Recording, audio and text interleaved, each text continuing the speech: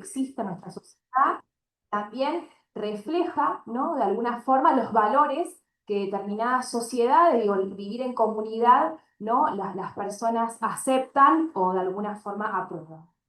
Eh, y en ese sentido, la reforma laboral que viene a instaurar la ley 27742, sin duda va a afectar a todos los trabajadores profesionales, no profesionales, registrados o no registrados. Porque, como les decía, no es una reforma que solamente implica un cambio de algunas normas, sino que implica, sin duda, una refundación de lo que entendemos por el derecho del trabajo, ¿no? A mí, digamos, creo que la caracterización de esta reforma como tal es ajustada. Es decir, el derecho del trabajo establece determinadas formas de entender las relaciones laborales que tienen que ver con la cuestión de la asimetría de poder y de desigualdad negocial que existe en cualquier relación de trabajo, seamos profesionales o no profesionales, es decir, somos personas que vivimos nuestro empleo, ¿no? Vivimos nuestro trabajo y como tal el derecho laboral viene a asegurar, ¿no? O sea, y a contemplar esa desigualdad estructural, esa asimetría de poder, esa desigualdad negocial que tienen los trabajadores y trabajadoras al momento de negociar sus condiciones de trabajo. Esto viene a romper con ese paradigma que ha determinado la construcción del derecho del trabajo. Y por supuesto que el derecho del trabajo no lo podemos entender desde una mirada solamente individual, ¿no? Sino que lo tenemos que entender también desde una mirada colectiva, que es esto, ¿no? Esta reunión, este edificio, digamos, todo lo que ustedes construyen diariamente en su trabajo colectivo, militante en el sindicato, ¿no?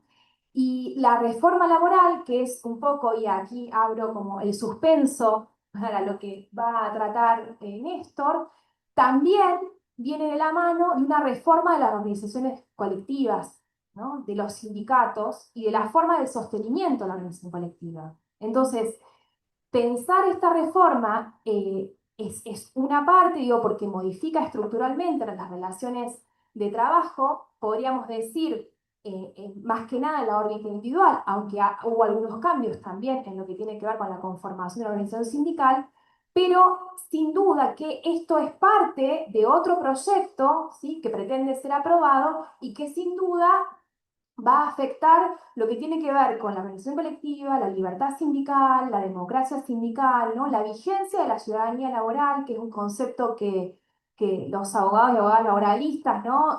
Usamos muy comúnmente, que tiene que ver con la vigencia de los derechos humanos también dentro del ámbito de trabajo, ¿no? O sea, poder trabajar en dignidad, ¿no? Sin ser discriminados, con la posibilidad de organizarse y que no seamos víctimas o sujetos más que víctimas de represalias por eso. Entonces, esta reforma laboral hay que entenderla de la mano, de que siempre va de la mano de lo que podríamos llamar criminalización de la protesta social, ¿no? O sea, es decir, con una fuerte afectación de la democracia laboral, ¿sí? Que es algo que ustedes lo conocen muy bien, digo, porque ustedes todos negocian colectivamente, digo, sacando las coyunturas, ¿no? Digo, de los conflictos que afectan hoy por hoy lo que tiene que ver con el salario, con los aumentos salariales, con los topes, la negociación paritaria, etcétera, etcétera. Pero ustedes sí conocen bien lo que es la democracia sindical y cómo a través de la democracia sindical y laboral, digo, en la organización de trabajo, se pueden sostener aquellos convenios colectivos que también hay que decirlo, que aseguran la ultraactividad, ¿no? Que también vienen por eso, ¿no? O sea, afectar la ultraactividad también es, y también dividir los convenios colectivos, ¿no? O sea, que haya más convenios colectivos por empresa y no por actividad, también implica una fragmentación. Entonces, sin perjuicio de que podemos entender de que quizás estos aspectos de la reforma laboral no los afecten tan directamente a ustedes como trabajadores y trabajadoras convencionados, ¿no? Sin perjuicio de lo que se pueda abrir para el futuro, sí tenemos que entender esta reforma laboral como un grave perjuicio a lo que tiene que ver con la fundación del derecho laboral. Les decía que el derecho laboral, como todo derecho, es una expresión, es una tensión, y el derecho laboral no se puede entender sin el conflicto, ¿no? O sea, el nacimiento del derecho del trabajo ha sido en virtud del conflicto. Es decir, el conflicto tiene que ver con reclamos, finales del siglo XIX, principios del siglo XX, de trabajadores que estaban en condiciones de esclavitud y querían vivir mejor, ¿no? O sea, querían tener una jornada limitada de trabajo, querían que se les contemplen las enfermedades que tenían, digamos, en relación al trabajo, ¿sí?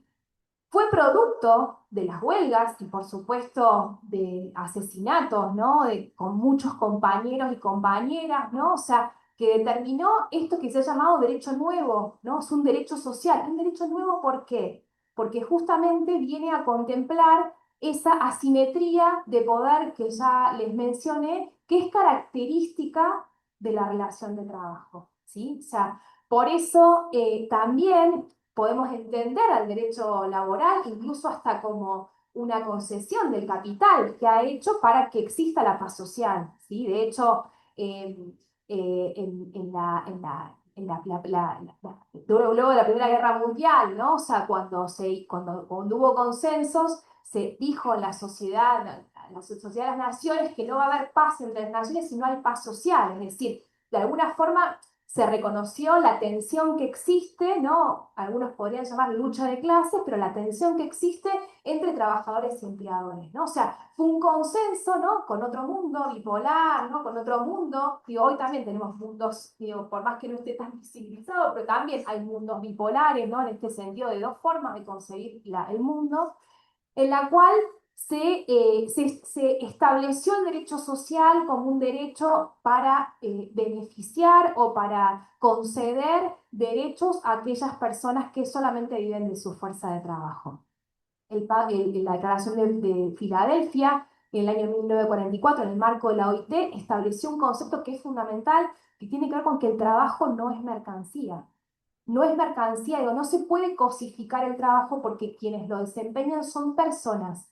Y las personas tenemos derechos humanos, ¿sí? Que deben ser garantizados y respetados en todo el ámbito de en todo el trayecto de nuestra relación de trabajo, y como tal es un paradigma que todo el tiempo volvemos. Y digo esto y esta como rápida revisión que hago, ¿no? Respecto del nacimiento del derecho laboral, podríamos hablar un montón más, ¿no? De qué, digo, cómo fue que se creó, digo, cómo fueron nuestras primeras normas, etcétera, etcétera. No lo voy a hacer, pero no es solamente una revisión histórica, sino lo que intento expresar es que este tipo de reformas pretenden volver a aquel momento, ¿sí? Aquel momento donde no se reconocía esta asimetría o esta hiposuficiencia, para nombrar otra palabra, ¿sí? O sea, donde no se reconocía. Pretenden volver a una relación de trabajo donde todos somos iguales, ¿sí? Como si fuera un contrato civil, como si fuera un contrato donde uno pueda contratar una vivienda, una oficina, ¿no? Digamos, cuando no hay esta consideración de esta desigualdad estructural, ¿sí? Entonces, pretender volver a aquel tiempo, ¿no? Implica pasar de largo, ¿no? Muchos años de nuestra historia, y sobre todo nuestra historia de conflictos colectivos, de derechos sindicales que han costado muchas vidas, ¿no? Muchos asesinatos, mucho esfuerzo de muchos dirigentes y de muchos trabajadores que han peleado por estas condiciones de vida y que, por supuesto, en cada país y en cada sociedad es distinto, ¿no? Y nuestro país tiene una larga historia de luchas, ¿sí? Y de reconocimientos. Y en esta larga historia de lucha y de reconocimientos son, podríamos decir, como mareas, ¿no? O sea, que en esa fortaleza de esos conflictos y en esas mareas, ¿no? Se introdujeron un montón de derechos que incluso se constitucionalizaron. Es decir, el artículo 14 bis, que es el artículo que está en nuestra Constitución Nacional Liberal, digo, del 57, pero que fue traído del año 49, ¿sí? De la Constitución del 49, sigue estando vigente, ¿sí? Y todas las leyes que tenemos en consecuencia son producto también de aquellos conflictos y de aquellas luchas, ¿no? y que es en lo que en definitiva vienen a desterrar o a cambiar, ¿no? O sea, esto que muchos hablan, ¿no? Como una batalla cultural, ¿no? Que calculo que lo habrán escuchado nombrar, ¿no? O sea, que tiene que ver con esto que estamos discutiendo. Recién hablábamos, bueno, hay mucho individualismo, ¿no? O sea, esto de la meritocracia, ¿no? Que está tan impregnado, ¿no? En nuestras charlas o en los que intentan imponernos, bueno, tiene que ver con esta cultura de cambiar, ¿no? O sea, de cambiar estos paradigmas. Y de alguna forma estos encuentros y estas charlas y poner en común esto ayuda como a poder reflexionar sin perjuicio de saber cuál es el contenido de la ley y sobre todo impedir que nuevas reformas sean sancionadas porque sin duda no van a ser en beneficio de las personas que trabajan, sino todo lo contrario. Em, Bien, les decía que en la construcción del derecho laboral hay construcción de principios que me gusta nombrarlos como rápidamente, pero que tienen que ver con lo que hablamos, que tiene que ver con el principio de protección, es decir, el derecho laboral protege a la persona más vulnerable, que siempre es la persona que trabaja. El principio de progresividad, es decir, la ley y la Constitución entiende que siempre tenemos que estar mejor, y además hay una prohibición de regresividad, ¿sí? O sea, el derecho laboral es per se progresivo. El principio de irrenunciabilidad, ¿sí? Que tiene que ver con que las personas que trabajan, por más que acepten condiciones que no los benefician, que no quieran, que nunca hubieran firmado, esa imposición no le es imputable, porque justamente el derecho contempla esta situación de desigualdad negocial. El principio de realidad, ¿sí? Que es algo muy común, quizás entre profesionales, ¿no? Donde, bueno, nos firmamos un contrato de locación de servicio, ¿no? Entonces, bueno, lo que prima es lo que firmaste, digamos, lo que prima, no, en el derecho laboral no importa no importa el contrato que firmaste, lo que importa es lo que haces y la forma en la que haces. Lo que importa es si se dan las características que tipifican una relación de trabajo dependiente, que es la subordinación, ¿sí? O sea, no puedes hacer lo que quieras, sino que tenés una subordinación económica, jurídica y técnica, ¿sí? Si se da esa tipificación en cualquier relación de trabajo, no en todas, ¿no? Pero digo,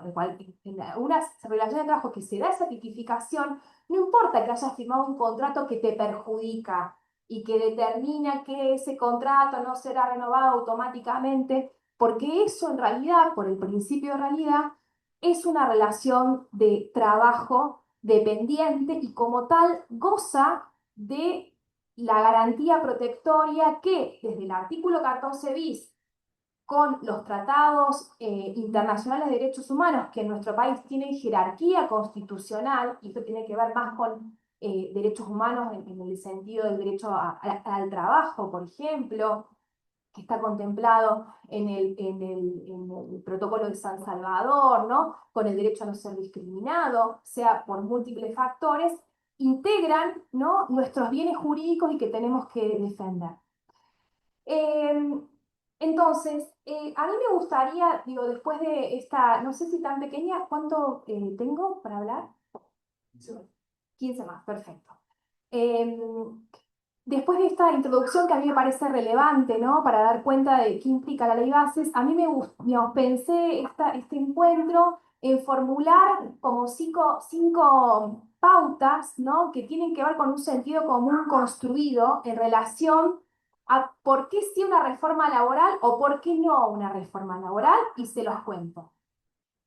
Uno, eh, perdón, lo que no les dije es, estamos hablando, y ahora vamos a hablar, de la ley 27742, que fue sancionada el año pasado, en junio del 2024, por lo tanto es derecho vigente, ¿sí? La ley modifica la ley de control del trabajo, la ley nacional de empleo y otras leyes particulares, como el empleo de casas particulares, trabajo agrario. Con anterioridad se había sancionado el decreto 70-2023, que allá hay una declaración de inconstitucionalidad realizada, cuya demanda, entre otros colegas, ha realizado el doctor Barcos, ¿no? O sea, un fallo de la CGT que determina también la suspensión de los efectos del decreto 70-2023. No hablamos de esto, más allá de que lo tiene la Corte Suprema de Justicia Nacional para resolver, ¿no? Pero sí hablamos de lo que hoy por hoy es derecho vigente, que es la ley 27742. Y el primer interrogante tiene que ver con esto. ¿Es necesaria una reforma laboral? ¿No? O sea, digo, esto es como lo que muchas personas dicen, bueno, es necesaria una reforma laboral, porque las relaciones de trabajo han cambiado, ¿no? Hay informatización, robotización, más tecnología, ¿no? Las familias han cambiado también, o la forma de concebir los cuidados han cambiado, ¿no? Digo, es necesaria una reforma laboral. Un dirigente sindical dijo, no está en discusión si es necesaria o no una reforma laboral, sino quién la discute, ¿no? A mí me parece que en este sentido es importante poder pensar de que es necesaria una reforma laboral. Nuestra ley de contrato de trabajo es del año 1974, ¿no? En el año 1977 la dictadura cívico-militar la ha reformado profundamente, ¿no? En más de 120 artículos, que no todos han sido recuperados. Es una ley que tiene 50 años de vigencia, pero sin embargo, si bien hay un montón de aspectos que la ley de trabajo debería contemplar, establece un piso mínimo de derechos a los cuales, digo, no están desuetudos, digo, no están obsoletos. Establece justamente el principio de renunciabilidad, establece un orden público laboral. ¿Que esto qué quiere decir? Que aquel trabajador que negocie por menos de los derechos que establece la ley vigente, esa negociación o ese acuerdo es inválido, ¿sí? Porque establece un piso de derechos. Entonces, lo que les decía es que esta ley establece estos principios que les enunciaba anteriormente, ¿no? Que tienen que ver con la protección, con la progresividad, con la irrenunciabilidad y determinadas cuestiones que, eh, que sin duda tienen que estar vigentes. Digo, no han perdido actualidad. Lo que necesita eventualmente la ley de contrato de trabajo es establecer las nuevas formas de trabajo, ¿sí? Cuando esta ley se sancionó, era impensado que alguien realizara teletrabajo. De hecho, hasta antes de la pandemia, o sea, realizar teletrabajo es algo, digamos, raro o podría ser raro. Y ahora es súper común poder hacerlo, más allá que tenemos una reforma en ese sentido. También les decía, en relación a la perspectiva de género, la relación a los cuidados, ¿no? O sea, la ley contra el trabajo establece, digamos, invisibiliza absolutamente los cuidados y los cuidados en algún sentido están solamente a cargo de las mujeres en el capítulo de trabajo de las mujeres y es gratuito, ¿no? O sea, la forma en que las mujeres, y eso produce profundas desigualdades. Y las mujeres y disidencias hemos tenido el reconocimiento de un montón de derechos, y las familias también, ¿no? Familias diversas que han tenido un montón de reconocimiento de derechos, incluso los trabajadores varones también quieren y asisten al derecho de cuidar, y eso no está contemplado en nuestra ley de trabajo. Pues bien, entonces, el capítulo de la ley bases, que es el título 5 de la ley, establece como título modernización laboral, ¿no? Ese es el título, digamos. Pareciera que, bueno, esta reforma justifica en función de esta adjetivación. Bueno, no encontramos en la reforma de la ley bases ningún artículo que responda a este criterio de modernización laboral. Solamente puedo decir que la registración va a ser por medios electrónicos y que la denuncia va a ser por medio electrónico. Y sí, lo era antes. No establece ninguna novedad en relación a eso. Entonces, esta cuestión construida, ¿no? De que es necesaria una reforma laboral, insisto, es ¿para qué? Digo, ¿en qué sentido? En realidad están encubriendo una reforma que perjudica los derechos de las personas trabajadoras bajo el velo de que es necesaria una reforma laboral en función de que las relaciones de trabajo han cambiado.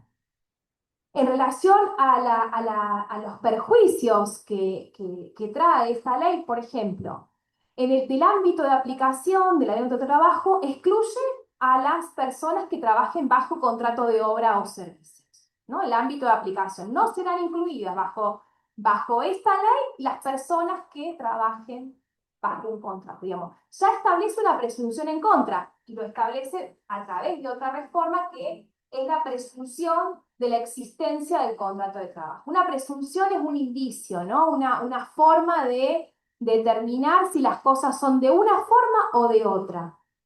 La ley dice que no se va a presumir que es una relación de trabajo dependiente si está hecho bajo un contrato de obra o locación de servicio. Es decir, todo lo que les contaba anteriormente, que tiene que ver con la materialidad del principio protectorio, de realidad, digo, no importa la forma que te den, sino que importa lo que haces, la ley ya lo impone directamente, ¿no? O sea, impone de alguna forma, más que la modernización, la deslaborización del derecho laboral, ¿no? O sea, pretende que menos trabajadores y trabajadoras estén incluidos en este arco protectorio de la ley de trabajo, ¿no? Entonces, esto para quienes somos profesionales y que podemos tener relación de dependencia es muy preocupante, porque es el calificativo tal cual, en la cual siempre nos incluyen, ¿no? Mediante un contrato de índole civil, más allá de que tenemos que cumplir una jornada, un trabajo, o incluso más allá de que podamos tener otros trabajos. Digo, se puede tener una relación de trabajo dependiente y tener otros trabajos. Entonces, en este aspecto, y lo que tiene que ver con su trabajo, con su labor, yo veo acá un gran perjuicio, ¿no? Porque, digamos, eventualmente ustedes sabrán más cómo se estarán manejando las empresas, ¿no? Pero podrían, ahora, habilitados por la ley bases, ya contratar, ¿no? Profesionales fuera del arco protectorio, bajo un contrato de locación de obra, locación de servicio, y estaría de alguna forma justificado o avalado por esta reforma. Eh, Se presenta otra figura que tiene que ver con la de los trabajadores independientes con colaboradores, que también es un oxímoron, ¿no? O sea, un trabajador puede tener bajo dependencia otros trabajadores, ¿no? Independientes, ¿no? Donde se desdibuja cualquier figura laboral, uy, le meto figura laboral, ¿no? Que pudiera protegerlos, ¿no? O sea, esto también implica en este paradigma de la deslaborización. En relación a la perspectiva de género que les nombraba, ¿no? Que hubiera sido una oportunidad para incluir los cuidados, para por lo menos aumentar la licencia por paternidad, ¿no? Que tiene, digo, ustedes por convenio tienen más días, pero bajo la ley de trabajo son 2 días corridos, ¿no? Para cuidar y para estar en ese momento tan especial y particular, siguen teniendo 2 días, por decir solo algunas, ¿no? Las responsabilidades de cuidado son mucho más amplias.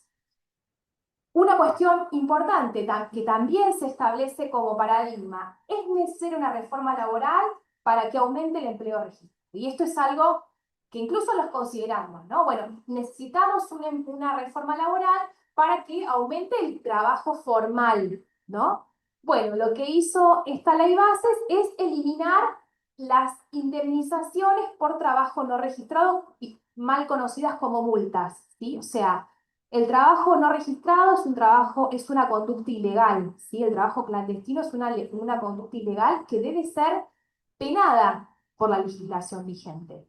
Hoy por hoy no hay sanciones, ¿sí? O sea, da lo mismo registrar o no registrar porque no va a haber sanción por esto, ¿sí? Antes existía a través de la ley 24013 sanciones que de alguna forma, como cualquier sanción, ¿no? En nuestra vida pública o laboral, bueno, de alguna manera conduce las conductas para no hacerlas. Hoy por hoy no hay ninguna cuestión que pueda desalentar el trabajo no registrado. Y adivinen, y seguramente lo saben, si el trabajo registrado aumentó a partir de la ley bases o no aumentó. Bueno, no aumentó. Hay 100.000 puestos de trabajo menos, sin contar los del Estado, ¿no? Entonces, también esta cuestión que tiene que ver con que necesitamos una reforma porque necesitamos empleo de calidad, también es una falacia. Otra cuestión que tiene que ver con la industria del juicio, lo digo muy rápidamente, que también es una construcción, ¿no? Para, en este caso, para quienes somos abogados y abogados laboralistas, ¿no? Que creamos, ¿no? Inventamos situaciones, y en realidad eso no es así. Si uno ve las estadísticas, por lo menos de Córdoba, los juicios laborales están en cuarto lugar, ¿no? Primero son los juicios fiscales, o sea, menos del 5%, ¿sí? En realidad todo esto es una construcción para generar sentidos comunes que, por supuesto, permitan este tipo de reformas regresivas. Otra cuestión que, digo, que está en ciernes, que es necesaria una reforma laboral porque ha cambiado el paradigma del empleo por tiempo indeterminado, ¿no? Vieron que muchas veces dicen, los jóvenes no, ya no quieren trabajar, no se imaginan entrando a un lugar y jubilándose, ¿no? Aquel sueño de nuestros padres, de nuestros abuelos, no, ya no es así. Y en realidad yo también pongo en cuestión eso, porque en realidad los jóvenes hoy por hoy no encuentran trabajo de calidad. Digo, yo no sé si los jóvenes encontrando trabajo con salarios dignos y de calidad no quisieran, ¿no? Tener todos los derechos y todos los beneficios que el gremio de ustedes saben bien que tienen, ¿no? Digo, obra social, vacaciones, un montón de cuestiones que eso también creo que es importante.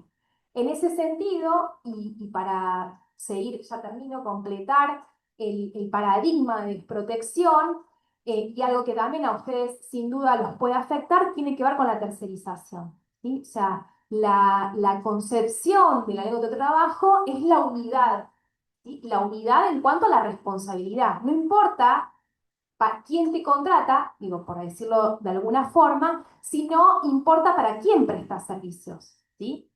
Que es la actividad principal, ¿no? O sea, y en eso quien debe responder es a la persona que vos prestás el servicio más allá del que te contrata. Bueno, la ley Bases también ha modificado esto y dice, los trabajadores serán considerados empleados directos de aquellos que registren la relación laboral, ¿sí? O sea, evitando aquellas presunciones que sí están contempladas muy novedosamente en el año 74, incluso con la reforma del 76, 77. Termino. Es una reforma que flexibiliza algunas cuestiones, digo, esto lo digo como una afirmación, ¿no? Que está, pero que no afecta a derechos fundamentales. Y sí, afecta a derechos fundamentales.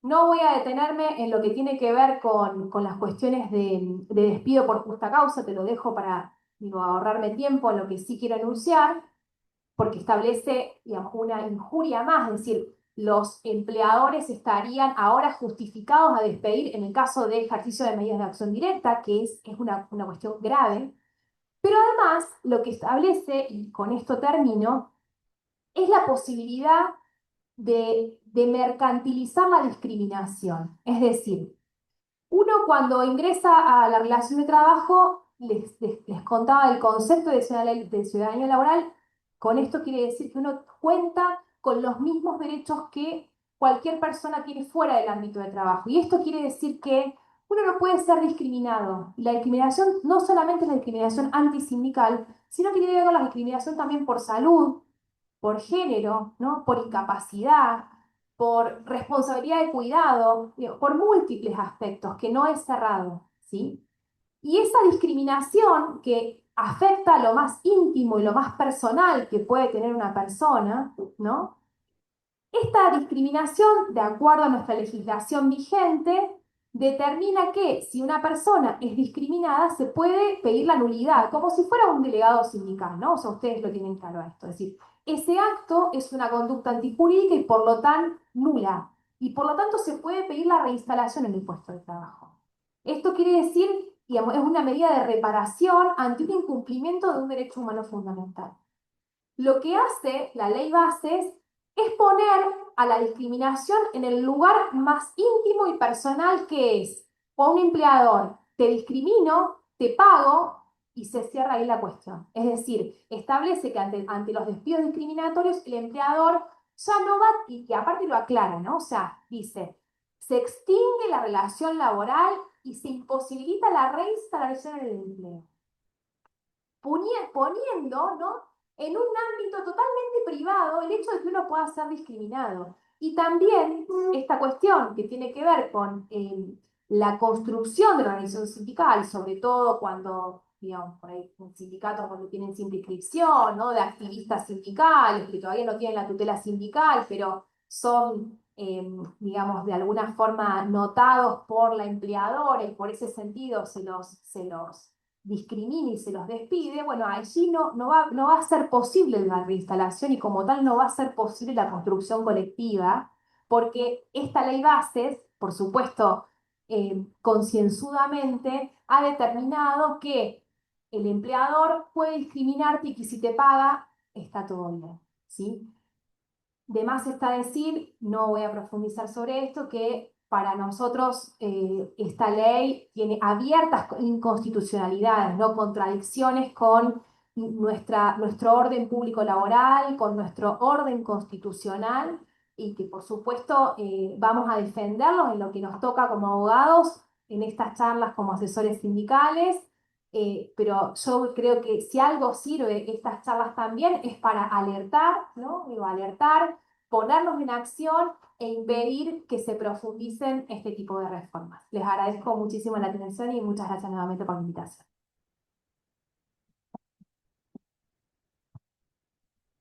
¿Puedo hablar silencio? ¿Puedo hablar silencio? Mejor para... Mejor para sí, mejor para... ¿Cómo me condiciona? Perfecto. Yo lo voy a hacer distendido. Además, la capacidad que ha tenido María de subir este tremendo embrollo que es la ley me excede. Aunque tengo varios puntos de coincidencia, quiero que sepa que yo no tengo ni la menor, no tenía la menor idea de lo que iba a decir ella, ni ella no tiene la menor idea de lo que voy a decir yo. Ninguno de los dos sabe, pero vamos por un sentido bastante parecido. Usted tiene en la mano esto que se llama el proyecto de ley de reforma laboral del Consejo de Mayo. ¿Se acuerdan que el presidente hizo un consejo que era de diciembre, que después pasó a mayo y que estaba integrado con fuerza productiva y entre ellas representantes sindicales y además empresariales, y de allí, y en esa mesa iba a salir un consenso por el cual se iban a promover normas para, como dice María, para modernizar, entre comillas, las relaciones laborales. Bueno, este proyecto sale de ese espacio, aunque de consenso no tiene absolutamente nada, no hay ningún dirigente sindical sentado allí, ni ningún trabajador poniendo idea ni avalando esto. No lo tiene todo el mundo, no es una cosa que circula abiertamente, lo tienen ustedes así en sus manos, y si nos pusiéramos a repasar artículo por artículo, nos llevaría no horas, sino días. Digo esto para justificar lo que voy a hacer. Yo quiero tomar dos puntos que me parece que son los puntos centrales, porque todos los que están acá sentados son dirigentes gremiales. Y yo aspiro a que ustedes, como dirigentes, se queden con alguna idea, además de la que tienen propia, de la que yo puedo contagiarlos en una interpretación de lo que es este proyecto. Entonces, antes de decirle hacia dónde va el proyecto, que hago mía todas las palabras de María, porque no hace falta casi agregar nada al respecto, son cuatro ideas. Yo le quiero dejar cuatro ideas mías. Le iba a dejar tres, pero como ahora tres es un número que está en crisis, le voy a dejar cuatro. Así no me cuestionan ustedes a mí. Primera idea, algo que ya dijo María, pero lo voy a reformular. El derecho del trabajo, hijo del capitalismo, ni lo dudo, hijo del capitalismo. El derecho del trabajo vino acá a poner equilibrio, eso hizo. Para eso están las normas laborales. Para eso ustedes tienen la posibilidad de fabricar normas. ¿Para qué fabrican normas ustedes a través de los convenios colectivos? Para generar igualdad, para generar equilibrio. Entonces, el derecho del trabajo, una función, una finalidad. Una función, equilibrio, igualdad. La Constitución lo toma, la Constitución lo toma. ¿Y a quién le pone en la cabeza la función de la igualdad? Al sindicato. Al sindicato le pone, no al trabajador. Al trabajador la ley le da los pisos para que no vulnere sus derechos. El patrón de igualdad se lo pone en cabeza del sindicato, constitucional, son muy importantes. Ustedes son muy importantes. ¿Por qué? ¿Porque lo dice Barcos? No, porque lo dice la Constitución. Por eso son importantes. Porque la función de equilibrio y de igualdad que cumplen las normas laborales, en parte está en la ley heterónoma y en parte en la ley autónoma, que son las que ustedes crean. Función, finalidad. Finalidad compensatoria como dice un autor español, Palomeque, es compensatoria parcial. ¿Sí? Trata de que haya distribución y que en la distribución los trabajadores ganen algo, que los trabajadores ganemos algo, que no todo sea para el lado fuerte de la relación. Primera idea, derecho del trabajo, importante, fundamental, función, finalidad. Segunda idea, tuve una experiencia ahora que me hizo pensar sobre esto, fui a un congreso de derecho del trabajo regional americano en donde se está discutiendo todo lo que es la modernidad, la modernización de las relaciones, las plataformas digitales, la digitalización del trabajo. Y entonces, la idea que quiero dejarles es esta. Si un día se destruyera todo este andamiaje jurídico, que lo explicó muy bien desde el nacimiento María, si se destruyera todo este sistema protectorio del trabajador, si se cayera este edificio, esta ingeniería normativa que es mundial y nacional, si se cayera y me dijeran, tenés que elegir un solo elemento para poder reconstruir este edificio, uno solo tenés, ¿no? Para rearmar el sistema protectorio. ¿Cuál tomaría? No soy original porque no me pertenece. Es una respuesta que ha dado un gran profesor uruguayo que se llama Óscar Hermídez Uriarte y dijo, si todo esto se cayera, yo elegiría la libertad sindical. ¿Por qué la libertad sindical?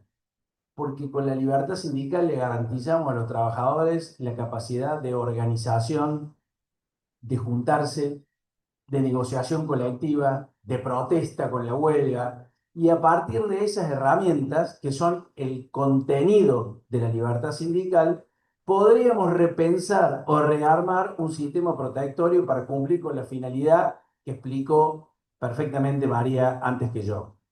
Entonces, segundo concepto, derecho de trabajo, el primero. Segundo, libertad sindical, muy importante. Tercera idea, que me, que me dispara este proyecto y los otros, por supuesto, anteriores también. Hemos entrado en un estadio en donde cualquier legislador dice cualquier pelotudez. Cualquier pelotudez. Así dice. Creen que esto es de libre pensadores. No, ¿saben qué? Les digo, no, no es de libre pensador. Un legislador no puede pensar una estupidez, ponerlo en un papel y que ese papel sea un proyecto de ley para que lo discutan en el Congreso. No, está mal. Eso está mal. Y yo quiero que ustedes, que son los dirigentes, sepan que está mal. Porque hay un orden legal, hay un orden institucional, hay un orden constitucional. Los legisladores no dicen y hacen leyes porque sí. Porque antes hay un orden predeterminado para poder hacerlo. Entonces, si usted va a modificar una buena parte de las relaciones laborales de este país y va a tocar institutos tan relevante como el sujeto sindical, como la negociación colectiva, como el derecho de huelga, usted no lo puede hacer porque se le ocurre una noche y pensó que esto era lo apropiado. No, lo tiene que hacer dentro de un marco, porque es el marco institucional y constitucional que rige en esta Argentina, en este país y en la mayoría de los países, al amparo de lo cual se puede hacer una ley. Ningún legislador se le ocurriría hacer una ley que dice está permitido matar a los judíos. A nadie se le ocurriría. ¿Por qué? Porque hay un marco que determina que eso no se puede hacer. Con esto es lo mismo. Con esto es lo mismo. Pero hemos llegado a la salvajada tal que cualquiera que se siente en el Congreso se siente con derecho de decir cualquier cosa sobre cualquier tema. Frente a esto estamos, y yo aspiro que ustedes lo entiendan mejor que nadie, porque a la hora de defender los institutos, a la hora de defender las normas que protegen a ustedes y a sus defendidos y a sus representados, están estos principios que nombró María, porque nacen de la Constitución, nacen de normas que tienen la misma jerarquía que la Constitución argentina. Entonces, cuando ustedes escuchen que un legislador dice esto de que los dirigentes sindicales no pueden tener reelección, ¿saben qué? Enójense, enójense, porque dicen esto con esta liviandad absoluta y además soslayan hasta la reciprocidad de las exigencias. Yo le pregunto, este proyecto de ley, que insisto, no lo vamos a repasar norma por norma porque es larguísimo, pero lo tienen ustedes allí a disposición. Aquí dice, los dirigentes sindicales no pueden ser reelectos. Yo le pregunto, ¿los dirigentes empresarios pueden ser reelectos? No tiene ninguna limitación. ¿Ah? Usted, Funes, en la Río, Funes de Río, digo, en el Guido, 46 años de presidencia de Guido. No tiene ninguna limitación. Moyano, toda la limitación. ¿Eh? Fíjense, los dirigentes gremiales tienen que presentar una declaración jurada especial. 3 declaraciones, la patrimonial y 2 juradas especiales, al organismo de control y a la UIF, según esta ley. Ustedes, Karina, tu hija y tu nieto tienen que presentar declaraciones juradas a la UIF patrimoniales anualmente, aunque sea menor de edad. ¿Por qué? Porque vos sos dirigente sindical. Yo pregunto, ¿los nietos de Funes tienen que presentar declaraciones juradas en la UIF? ¿Tienen que pedir permiso para salir del país? No, hay un tinte ideológico, ¿no? Bueno, mi reflexión, mi tercera idea es que cuando discutamos reformas, lo primero que tenemos que exigir es que estén dentro del marco constitucional.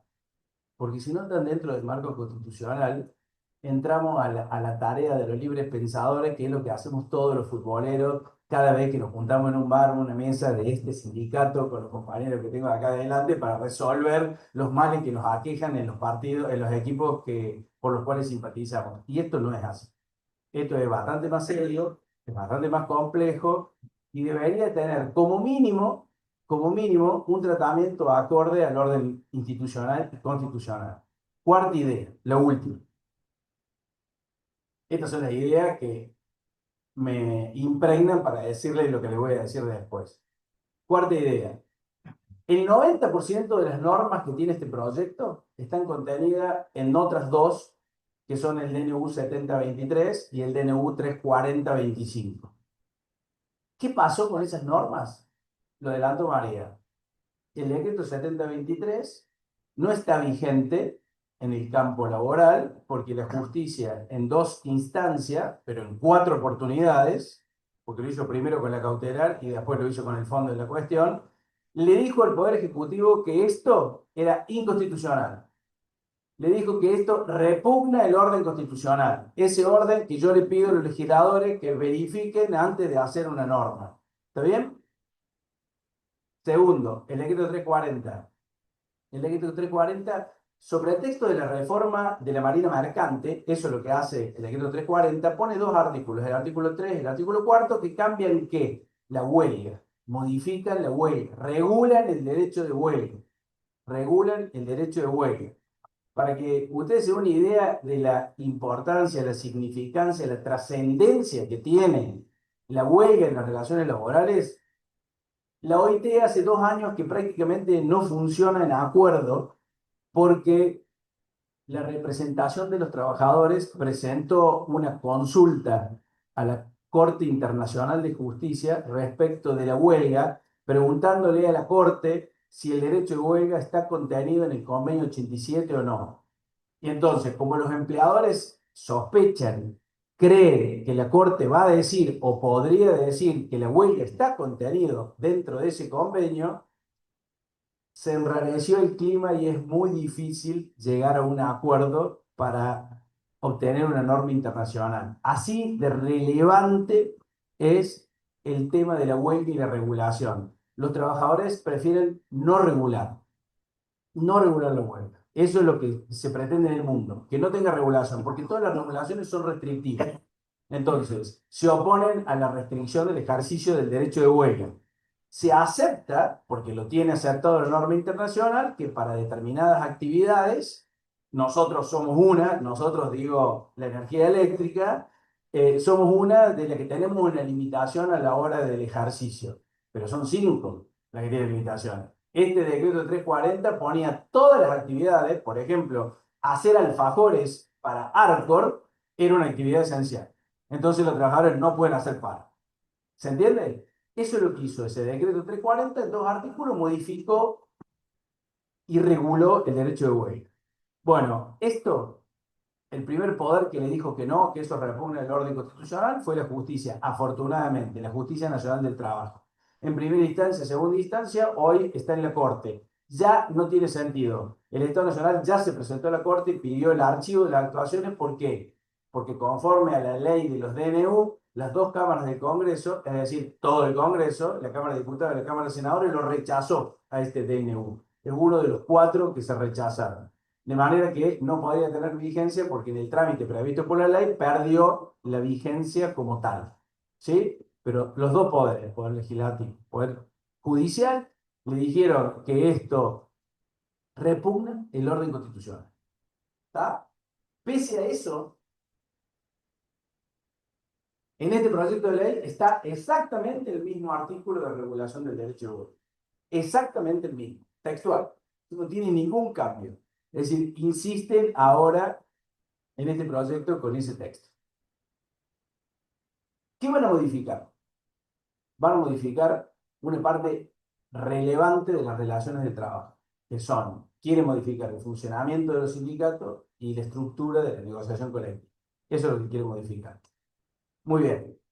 ¿Qué ley van a modificar? Que ustedes la conocen, la ley de asociaciones profesionales, ley del año 85, dos características relevantes de esa ley para marcar. Primero, consenso, casi unanimidad. En las dos cámaras todos votaron a favor, solo tuvo 2 abstenciones, ningún voto en contra. Gran consenso jurídico y social. Segunda característica de esa ley relevante es que determinó la existencia en la Argentina de sindicatos fuertes. ¿Por qué? Porque la sociedad considera que solo con sindicatos fuertes se pueden defender y reivindicar los intereses y los derechos de los trabajadores. Sin sindicatos fuertes, si usted quiere saber cómo es, bueno, miren, Chile, Perú, Ecuador, Paraguay, Brasil no, pero sí a partir de la reforma de Temer, que está muy atenuado. Uruguay salva la ropa con la Argentina. Pero ese es el panorama que tenemos en Latinoamérica. Y vean ustedes cómo son las sociedades nacidas al amparo de esas normas que justifican, por ejemplo, en Chile, que un sindicato se pueda constituir, hacer y tener vigencia con 5 trabajadores. ¿Y saben qué? Ese sistema normativo le dice, si vos constituís un sindicato con 5 personas, podés negociar colectivamente. ¿Para quién? Para las 5 personas. Y entonces Falabella tiene 36 sindicatos. Una empresa, 36 sindicatos. Tiene 36 formas de trabajar, 36 escalas salariales. Eso es el sistema que tiene Chile, ese es el parecido del Perú. Bueno, hacia allí nos quieren llevar. Ese es el espejo. Cuando ustedes escuchan porque Perú es, porque Chile, Perú, ese es el espejo. Bueno, la Argentina salió de eso por esa ley, por el consenso de la ley que ahora quieren modificar. Yo les dije del marco constitucional. ¿Por qué del marco constitucional? Porque afortunadamente Miriam está leyendo la Constitución seguido, a menudo, y va a leer algo que me parece que es relevante, que tanto María como yo decimos, acá hay normas vigentes para nuestro sistema que son normas internacionales, pero son normas internacionales que son equiparables, que tienen el mismo rango que la Constitución Nacional. ¿Y eso qué significa? Que los jueces están obligados a aplicar en los mismos términos que la Constitución Nacional. Y para que el Poder Judicial los aplique en esos términos, la propia Constitución le dice cómo tiene que interpretar estas normas. ¿Cuáles son las normas? Le voy a agradecer a Miriam que lea este artículo. 75, inciso 22. Corresponde al Congreso aprobar o desechar tratados concluidos con las demás naciones y con las organizaciones internacionales y los concordatos con la Santa Sede. Los tratados y concordatos tienen jerarquía superior a las leyes. Perdón. Tienen jerarquía superior a las leyes. ¿Está bien? Esto es lo que te dice la Constitución. Los concordatos solamente se usan con la Iglesia. El resto son tratados. ¿Qué es lo que nos ocupa a nosotros? La Declaración Americana de los Derechos y Deberes del Hombre, la Declaración Universal de Derechos Humanos, la Convención Americana sobre Derechos Humanos, el Pacto Internacional de Derechos Económicos, Sociales y Culturales, el Pacto Internacional de Derechos Civiles y Políticos y su protocolo facultativo, la Convención sobre la Prevención y la Sanción del Delito de Genocidio, la Convención Internacional sobre la Eliminación de todas las formas de discriminación racial, la Convención sobre la Eliminación de todas las formas de discriminación contra la mujer, la Convención contra la Tortura y otros tratos o penas crueles, inhumanos o degradantes, la Convención sobre los Derechos del Niño, en las condiciones de su vigencia. En las condiciones de su vigencia. ¿Qué quiere decir eso? En las condiciones de su vigencia. Eso quiere decir que cuando se van a aplicar esas normas acá, o la van a interpretar esas normas, lo deben hacer en las condiciones de vigencia, y en sus condiciones de vigencia. Y esas condiciones la ponen las propias normas internacionales. Para decir, la Convención Americana de Derechos Humanos tiene un órgano propio de interpretación de las normas de la Convención, que es la Corte Interamericana de Derechos Humanos, con dos características. La Corte no solamente que es la auténtica intérprete del alcance de la norma de la Convención, sino que además es la única, la última intérprete de esas normas. Cuando un juez local aplica la norma de la Convención, el último que tiene la palabra respecto de esa norma es la Corte Interamericana de Derechos Humanos. ¿Está bien? Dice, bueno, en las condiciones de su vigencia tienen jerarquía constitucional. No derogan artículos complementarios de los derechos y garantías por ella reconocidos. Solo podrán ser denunciados. Lo que yo quiero que se queden ustedes es que hay una norma que está en la Constitución que dice que estas normas que acabamos de decir, todos estos tratados, son normas para el derecho interno, pero no son una norma cualquiera. Son una norma que está al lado, a la par de la Constitución. Tienen la misma jerarquía. Y entonces, acá vamos de vuelta con el tema de los libres pensadores. La Corte Interamericana de Derechos Humanos tiene dicho algo sobre los sindicatos, sobre la forma de organizarse y sobre la libertad sindical. ¿Lo dijo hace mucho? No, no hace tanto. El 5 de mayo del 21. ¿Cómo se expide? Con una opinión consultiva. Es la opinión consultiva 27 del año 21. Y no lo voy a hacer todo el cuento, cómo se trata el caso y demás. Simplemente le quiero refrescar qué es lo que dice la Corte interpretando las normas de la Convención que se refieren a los sindicatos, a la organización de los sindicatos y al derecho de huelga. La Corte dice que los estados, entre ellos el nuestro, tienen el deber, no la potestad, tienen el deber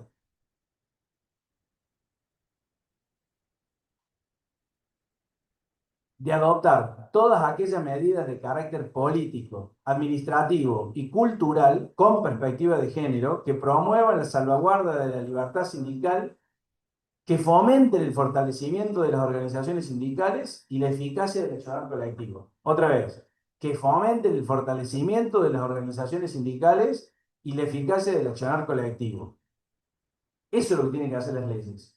Las leyes que nuestros legisladores quieren sancionar aún diciendo que son reformas para modernizar, tienen que tener esta intencionalidad: fortalecer a los sindicatos, no debilitarlos.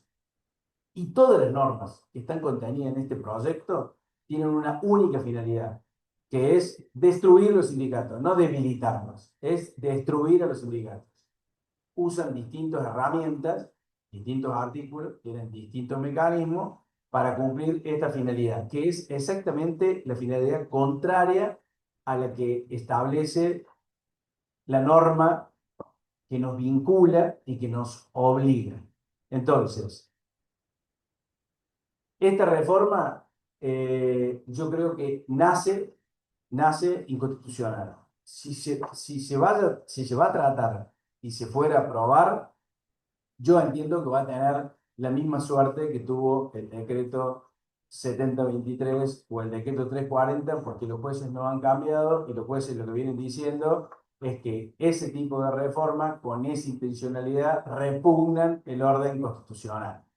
Sin perjuicio de lo cual, bueno sería que cuando hablemos de esto traigamos a nuestros legisladores de todos los colores políticos sentados acá y le pidamos una explicación de por qué, si las normas internacionales le dan el continente a lo que debiera ser una reforma laboral, dice esto, ustedes propician o apoyarían otro resultado, ¿no? Esto me parece que lo podríamos hacer en todos los ámbitos. Como 5 minutos, me tomo de dos puntos. ¿Qué cuestiona mucho el proyecto? La afiliación sindical, es decir, el financiamiento genuino de los sindicatos y la cuota solidaria. Eh, Unos apuntes respecto de esto. Los convenios, según la doctrina calificada, tienen como 3 tipos de normas. Los convenios pueden tener normas que se clasifican de 3 maneras diferentes. La primera, la que se llaman cláusulas de seguridad sindical. Ustedes no escucharon nunca de eso, pero eso está muy vigente. Todos los países del Reino Unido tienen eso y ¿saben qué significa? Significa que para tener un empleo y conservarlo en una actividad tenés que estar afiliado al sindicato. Si no, no podés conseguir el empleo ni permanecer en él. Todo el Reino Unido tiene estas normas contenidas en muchas actividades, no en todas, sobre todo industriales, en muchas actividades en sus países, los que forman parte. Se llaman cláusulas de seguridad sindical que la Argentina no las tiene o en América no se usan. Los convenios de empresa, alguna vez General Motors tuvo una cláusula de seguridad sindical en un acuerdo, creo que es de la década del 80. Ya no. Segundo, la llamada cláusula de contribuciones empresarias. Bueno, y acá vamos con las normas. Las cláusulas de contribuciones empresarias pueden estar establecidas en el convenio o el convenio se puede referir a normas heterónomas, ajenas. Por ejemplo, usted dice, ¿cuál es? ¿A qué te está refiriendo? Jubilación, la obra social. Son contribuciones patronales que van a esos sistemas y son válidas, son legales. Lo que dice el Convenio 87, que es un tratado a los efectos de la Constitución, respecto de si convencionalmente se pueden establecer aportes de los empleadores a los sindicatos, es que no se puede, es que está prohibido porque violenta un principio fundamental en la relación sindical que se llama el principio de pureza o el principio de autonomía sindical. Ahora, eso es lo que dice el convenio. ¿La ley argentina se lo puede modificar? Sí, la legislación local puede tener atribuciones al respecto. ¿Y lo hizo? Sí, lo hizo. ¿Cómo lo salva esto la ley sindical? Y la ley sindical dice que puede haber aportes, contribuciones patronales, y ya le adelantan, fondo compensador, por ejemplo, cuando tengan un carácter social, previsional o un beneficio para los trabajadores con una contabilidad especial, controlable y separada. Es decir, que no hay obstáculo para ponerla en medida que se cumplan con estos requisitos. La tercera categoría de estas cláusulas, la cláusula de solidaridad, esta de la que acabamos de hablar. ¿Qué significa la cláusula de solidaridad? Eso hay que pensarlo desde nuestro sistema. ¿Y cómo es nuestro sistema? Nuestro sistema es un sistema particular en donde se establece que el sindicato con personería gremial es el sindicato que representa los intereses colectivos de todos los trabajadores, no de algunos, de todos los trabajadores. De manera que el accionar colectivo y la eficacia que logra el accionar colectivo alcanza a todos los trabajadores, a los presentes y a los futuros, estén afiliados o no estén afiliados. ¿Sí? Entonces, hay como una respuesta de una garantía de igualdad ética que quien se aprovecha de los beneficios del accionar colectivo tenga que pagar por eso un aporte al sujeto que es el que iguala las relaciones y obtiene estos beneficios. ¿Lo inventamos los argentinos? No, amigo, no lo inventamos los argentinos. Esta es una cláusula que viene de Estados Unidos, Nueva Zelanda, Israel. Allí lo inventaron y se llama el pasajero sin billete. ¿Sí? Es decir, ¿por qué el que paga va a subvencionar al otro que se beneficia con ese servicio sin tener que pagar nada? Entonces, eso ¿La norma internacional, la OIT, lo avala o no? Sí, absolutamente sí. Esto está permitido. Pero le digo más, para que no vayamos con la teorización de la norma de la OIT y todo lo que significa la interpretación de los organismos de control de la OIT. Porque en los términos de su vigencia, para la norma de la OIT hay dos mecanismos de control: el Comité de Libertad Sindical y la Comisión de Expertos en Recomendaciones y Convenios de la OIT, que se expiden sobre esto. Pero como hay toda una interpretación sobre esto, yo trato de darle una faz más práctica y que es más fácil de entender. En el año 70, en los años 70, la Corte ya se pidió sobre esto en un cuestionamiento del convenio de comercio, en una causa muy conocida que se llama Potenza. En ese fallo, la Corte, en la década del 70, dijo que este tipo de normas eran constitucionales. Pero digo, en el año 70 todavía no había ocurrido la reforma del año 94 de la Constitución, no teníamos incorporado los tratados internacionales, y ahora sí. Y ahora la Corte se volvió a expedir, hace muy poquito, en junio del año pasado, una causa conocida como Fábrica de Pintura. En realidad, si lo quieren, se lo paso correctamente, es Unión Personal de Fábrica de Pintura y Afines contra Colorín, Industria de Materiales. ¿Qué dijo la Corte? Que son perfectamente constitucionales y válidas las cláusulas de solidaridad. Último, fallo. Ya le dije, dos de la Corte. Tercero, un plenario de la Cámara Nacional de Apelaciones del Trabajo. ¿Qué es un plenario? Son 10 salas de 3 jueces cada una. Se juntan los 33 jueces y se ponen de acuerdo, o por mayoría, sobre la interpretación de una norma. ¿Sí? Y eso obliga, después del plenario, a todos los jueces a respetarla. ¿Qué dijeron? Un plenario de hace muy poquito. También, Federación Obrera de Cerámica de la República, FOCRA, de la República Argentina. ¿Qué dijo ese plenario de la Cámara Nacional de Apelaciones del Trabajo? Está legitimada la FOCRA, lo resumo, para exigir a los empleadores, incluido en el ámbito del convenio 150-75, la retención y depósito de las contribuciones previstas por el artículo 63, inciso A y B, respecto de los trabajadores sin afiliación sindical. Quiero decir con esto, hay un enorme consenso en la Argentina sobre la validez constitucional, sobre la legalidad de este tipo de acuerdos en los convenios colectivos. ¿Sí? Sin embargo, si ustedes lean los fundamentos que no tienen desperdicio del proyecto de ley, todos los fundamentos son los distintos proyectos de distintos legisladores que se oponen a esto. Esos son los fundamentos, los proyectos que no salieron de los legisladores que se oponen a esto. Es maravilloso, maravilloso. Esto es lo que dice la jurisprudencia argentina desde la década del 70. Eso es lo que dice la OIT. Este es el marco en el cual los legisladores deberían considerar para la sanción de una norma que va a ser una ley. Otra cosa que tienen que tener en cuenta: las cláusulas de solidaridad que nacen en un convenio respetan y cumplen un principio fundamental de la norma internacional, que es el principio de no injerencia. Porque es de no injerencia de quién? De la ley. De no injerencia de la ley. Lo que quiere la norma internacional es que la norma que fabrican los actores sociales no se vean atacadas por un acto externo que es una ley. Entonces, acá lo que quieren hacer es dictar una ley que impida algo que es el producto de la voluntad de los actores sociales en el ejercicio de un derecho que es la negociación colectiva. Lo último, y termino, porque habría que hablar de la libertad sindical, que es muy grande, pero no los quiero aburrir. Simplemente les quiero, salteo como verán, como 4 páginas, les quiero decir algo. La estructura sindical de este país y las relaciones laborales de este país se estudia en el mundo, no acá, en el mundo se estudia esto. Y lo que le estoy diciendo puede parecer una exageración, pero ahora con Trump en el poder rápidamente nos olvidamos, pero en este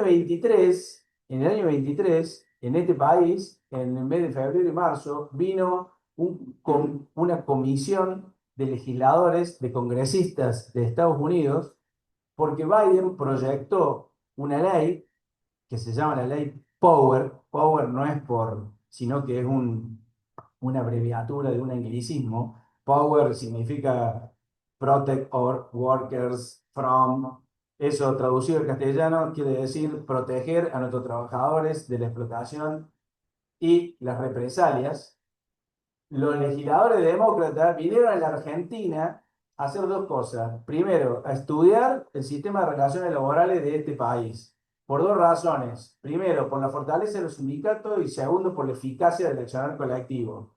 Y lo otro que quisieron hacer es pedir ayuda para llevar el fortalecimiento de las relaciones laborales a otros países de Latinoamérica.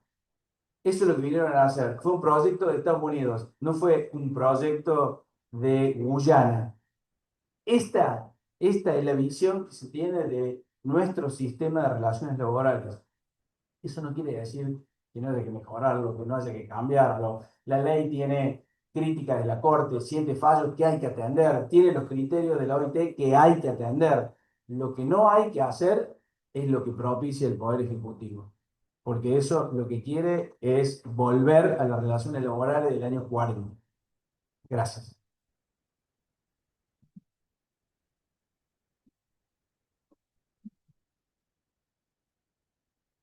Todas las preguntas a la doctora.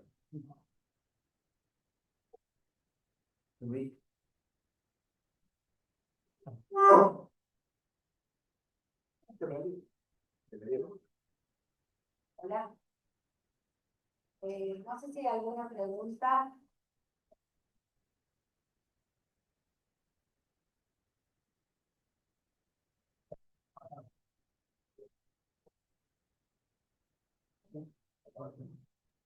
Bueno, antes que nada, agradecerle a Marta, agradecerle a Néstor y darle gracias a la Federación también por este espacio y a nuestra casa, a APSE, que nos ha permitido tener esta capacitación acá.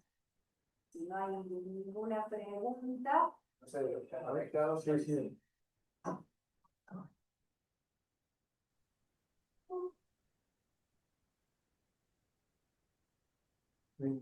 No, no. Yo tengo una pregunta. No está preparado. No está preparado, no. Pero digo porque vos sabés que EPEC está utilizando mucho la figura de los contratos civiles. La locación de obra, el servicio, la pasantía, creo yo, a medida que está usando todos los civiles. Mi pregunta es, para el que viene ese contrato, es decir, que la fecha del contrato es anterior a la sanción de la ley, ¿el empleador podría usar la ley para justificar esa contratación si se acaba la presunción? No, porque si es anterior, Sí. como la del paro. No,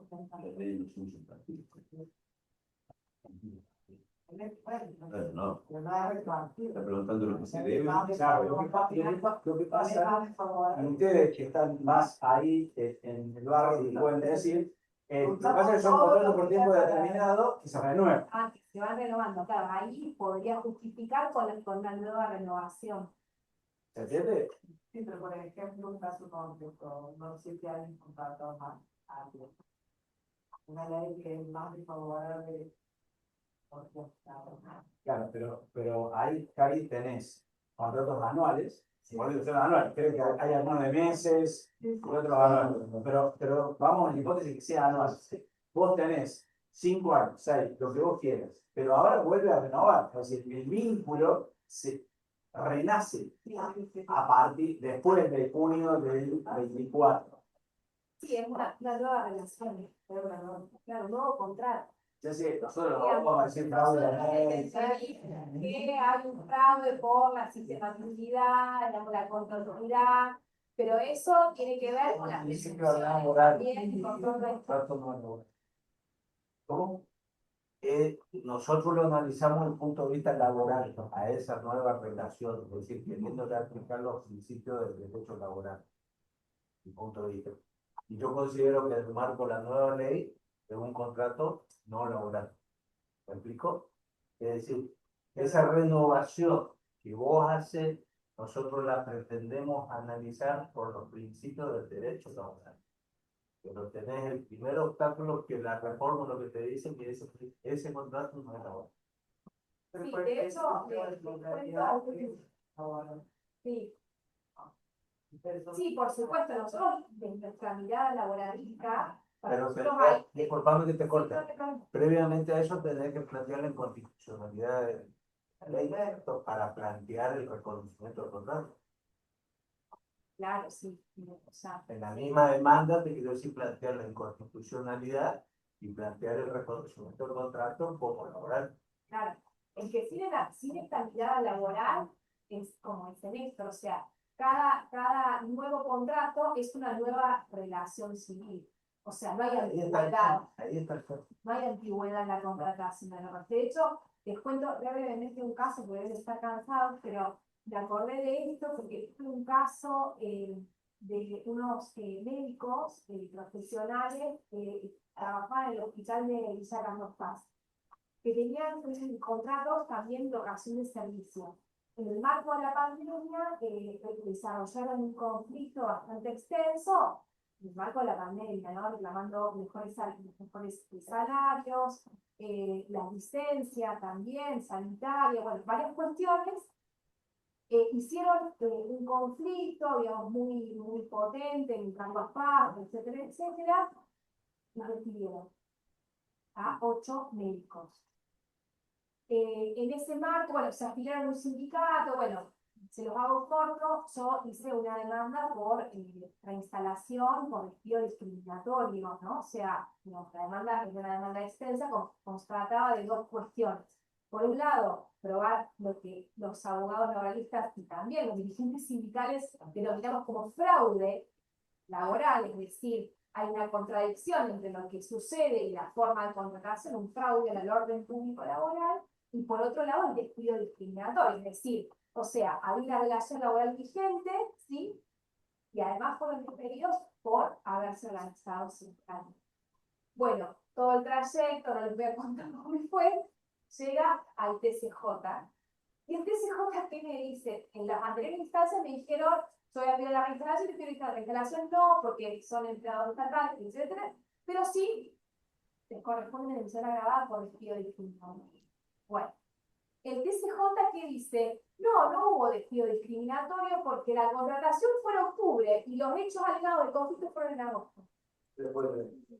No, me refiero, después, o sea, era una nueva contratación, como la contratación de las 3 meses, no tuvo en cuenta esa continuidad. ¿Se dan cuenta? Claro. Claro, si el contrato fue en octubre y el conflicto legal fue en agosto, siempre nos encontramos con cuestiones como novedosas, ¿no? En el marco también judicial, ¿no? Es como, digo, tendríamos para escribir un montón, ¿no? De acuerdo, pero esto me dijeron en el... Entonces,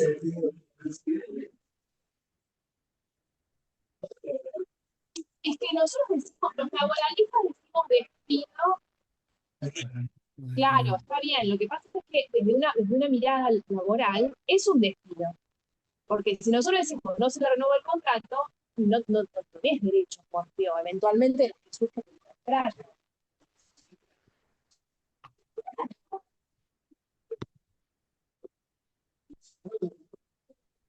No, pero decir no renovar el contrato y decir despedir es diametralmente opuesto. Sí.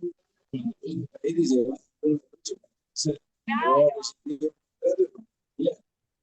se aplica. Claro.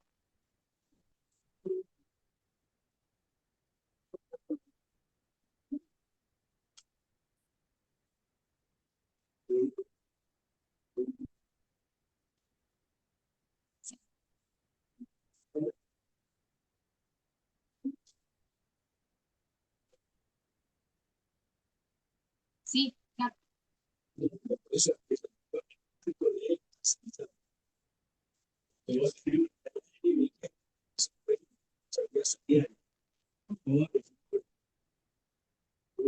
no modifica ese régimen. No, sí está la responsabilidad social, pero lo que hace es cambia la importancia. Hasta esta ley, si el juez contrata a un tercero y ese tercero solo hace todo de EPEC, para EPEC, con EPEC, y paga EPEC, todo EPEC, ese trabajador tiene derecho a considerar que EPEC es el responsable primario, que es el empleador. EPEC tuvo decenas de juicios perdidos cuando se contrataban los cajeros. ¿Se acuerdan cuando traían cajeros y los cajeros le iban ahí abajo y esos cajeros decían, che, mi empleador no es el banco francés, mi empleador es el EPEC, pago con EPEC, cobro por EPEC? Bueno, eso es lo que cambia la ley. Dice, si ahí el tercero lo registra, se reputa que el empleador es ese, lo cual salva el principal. Trabajadores serán considerados empleados directos de aquellos que registran la relación laboral. A diferencia de lo otro se considera trabajador aquel que presta sus servicios para la empresa quien se sirva de ese servicio. Digamos, eso toca totalmente muy. Yo quiero cortar porque le quiero agradecer de vuelta a María que haya venido y nos haya dado tanto tiempo y